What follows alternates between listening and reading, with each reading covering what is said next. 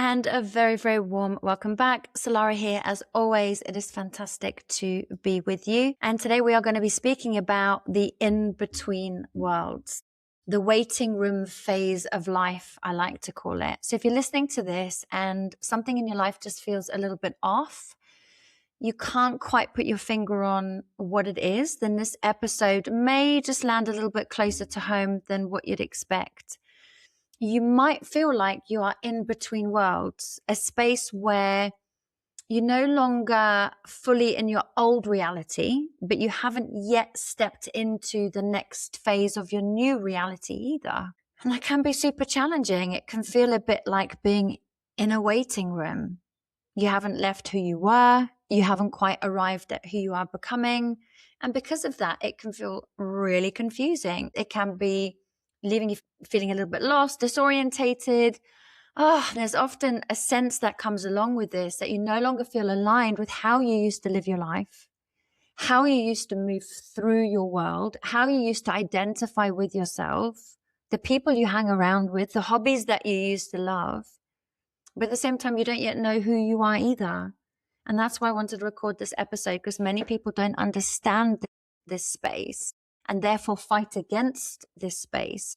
And when we don't understand it and fight against it, we can delay it unintentionally and keep ourselves there longer than necessary as well. And this whole phase can feel super, super unsettling if we don't know what it is about, especially when you've always known yourself in a certain way and now you no longer identify with that.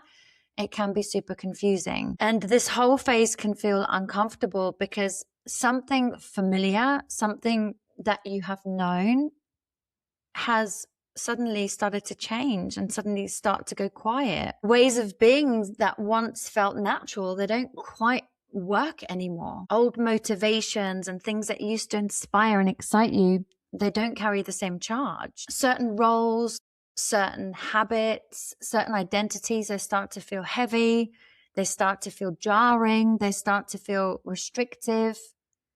And the annoying thing is, like, nothing new has formed yet. So we're kind of stuck in the soup of these emotions. And in the early days of experiencing something like this, it can feel really scary because it can feel like you have lost something. It can feel like you have lost part of yourself. It can feel like you're losing part of yourself. And then we try even harder to cling on. But I'm going to explain why that is something that's going to keep you there longer as we go. When you're in this waiting room, it's totally normal to question whether something has gone wrong, whether you've made a wrong turn somewhere, whether you have regressed in some way, whether you have done something and undone your own progress, or you may even turn to blame outward circumstances. But what if, just what if, this was not a problem for you to change or to solve?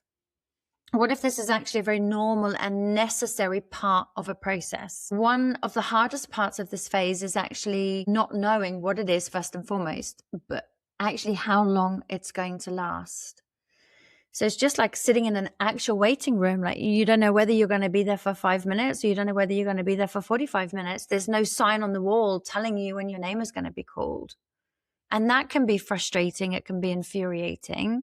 And that uncertainty often is what makes it feel the most uncomfortable. And the thing to remember is, this phase, you can't rush it.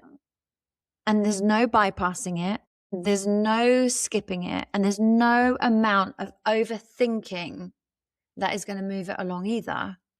And at the same time, there's a real sense that you don't want to waste this space either, because if you have a recognition that you have been here before, you'll also then know that there's something that needs to be done in this space as well. So a very natural question then starts to arise, amongst many others, of course. What do you do when you're here? For many people, this space comes with a particular emotional landscape. There can be feelings of emptiness, a sense of the unknown, which of course unknown can bring about fear. And then that fear then dictates how we react and how we respond to this phase. And some of the fear could come from no longer resonating with who you used to be, but not knowing who you are becoming. So trying to cling on to the old version of you, but not having a congruency with that, because you're not feeling that you want to be that, but you feel like you have to.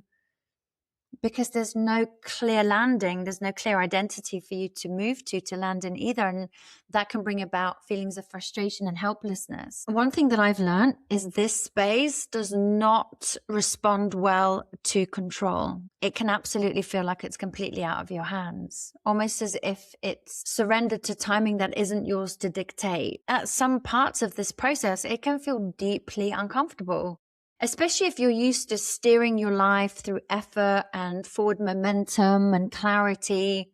And now all of a sudden those things don't work. And you might understand this phase intellectually, especially from what I'm describing. You may have understood it and have been here before, but you're still going to feel frustrated, because just having that awareness doesn't mean you're automatically going to move through the feelings. It's going to change how you relate to them. So this whole in-between phase, this is all part of your embodiment process. It's like, in order to embody what you have learned, you may notice that you're wanting to retreat into your own space a bit more. You might notice that there's a desire for solitude, for slowness. You might notice that there's certain music you want to listen to now that you haven't really felt drawn to before. You might notice that things in your diary that once felt absolutely fine now might feel overwhelming, might feel misaligned. You might find yourself saying yes a lot less, or becoming more selective about who and what you are giving your time and energy to. There's quite often a quiet reassessment happening in the background in this phase of energy, of your boundaries, of your priorities, of your core values. And I want to make this clear. This is not because you're withdrawing from life. It is because you are recalibrating. And this naturally will happen every single time you're going to move to a new phase of your life, raise your vibrations, and step into a new version of you. You're going to absolutely experience this phase. It usually comes after a time of clearing out emotionally, mentally, physically, spiritually. So you might notice in this phase that you might be drawn to decluttering your home. You might be drawn to drawing and creativity. You might be drawn to trying out a new hobby or gardening. You might want to just let go of old possessions, simplify your space, and literally feeling like you want to do different things and showing up differently. And of course, when we're in this phase, it absolutely makes sense. The physical side of the clearing out often mirrors the internal one. The creativity often mirrors the internal one. So when old emotional patterns and identities or ways of being loosen their grip, space is needed before something else can land, but you're going to start feeling the urge to explore and experiment with the new in that space as well. So this is a really good sign. This is an amazing sign that you have actually done a lot of emotional inner work. So yes, this place can feel uncomfortable. Yes, this space can be infuriating. But actually, it's a great sign of just how much work you have done. The most important thing to realize here is this is not about forcing change. It's about allowing room for this change to happen. Now, one of the most frustrating parts of this process, I say one of, because as you realize, we've discussed quite a few, is that there's no real clear marker of where this is going to end. One, most of the time, it only makes sense in hindsight. It's only when you look back at things, right, that you can connect the dots. So you look back and you realize, oh, right, okay, but that was why I needed that extra time, or that was why that happened.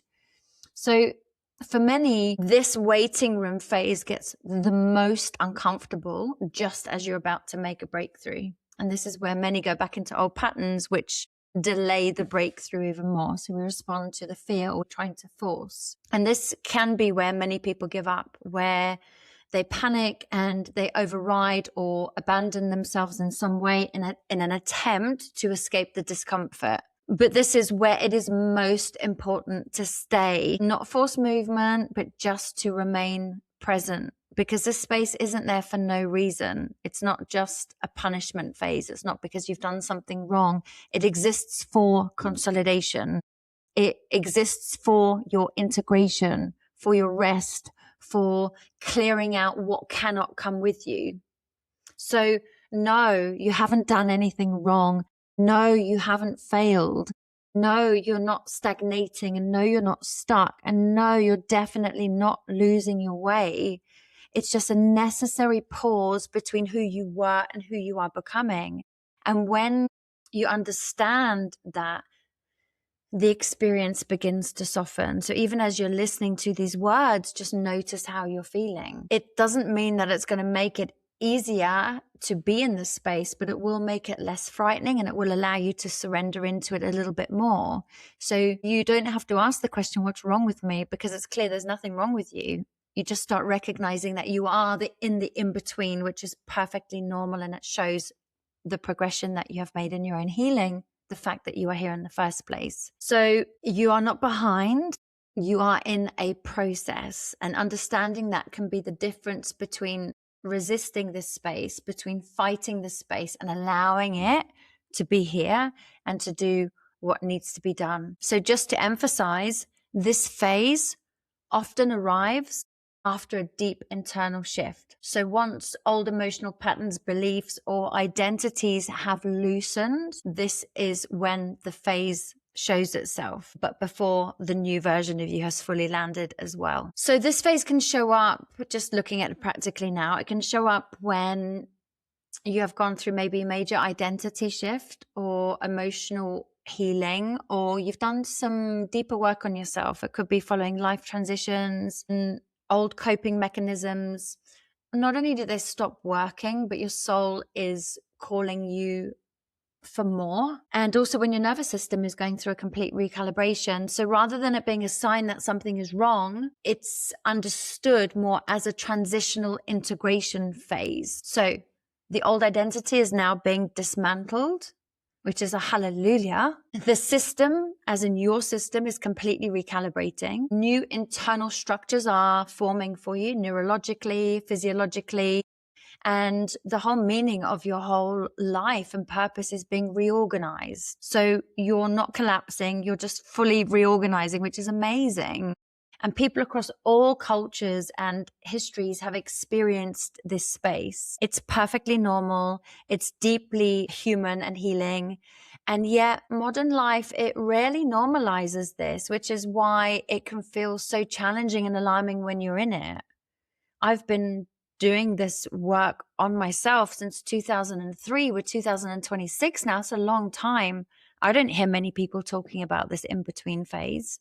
I had to figure it out myself. And I'm hoping to save you the time so that you don't have to get lost in the space and you can allow yourself to surrender into it so that you can move through it. So this phase, it's not empty. It's not a waiting room for no reason. It exists for you to allow your integration and your consolidation. It is here to create spaciousness. Your nervous system can rewire and settle. It's here to release all the stuff that can't come with you so that you can create space for the new to come in and for you to actually be prepared. So to prepare you to hold what is coming to you next.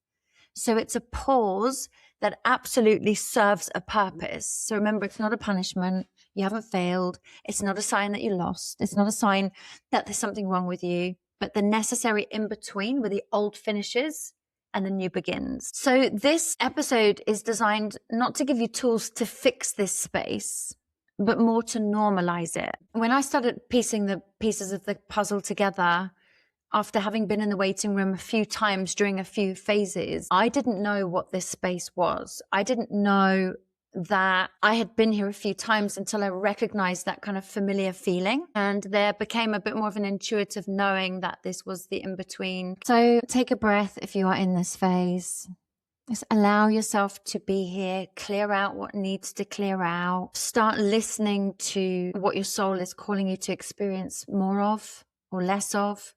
So you might already be having the urges and the nudges to spend less time with this person or less time eating this food and more time with this person and more time eating that food. And those are just examples, by the way. So you can ask yourself, what am I feeling that I would like to do less of? What am I being called to do more of? And how can I enjoy this phase where I am, knowing that this phase where I am right now was once something that I had desired to experience and create in my life? Because quite often where we are right now was once where our past self wanted us to be.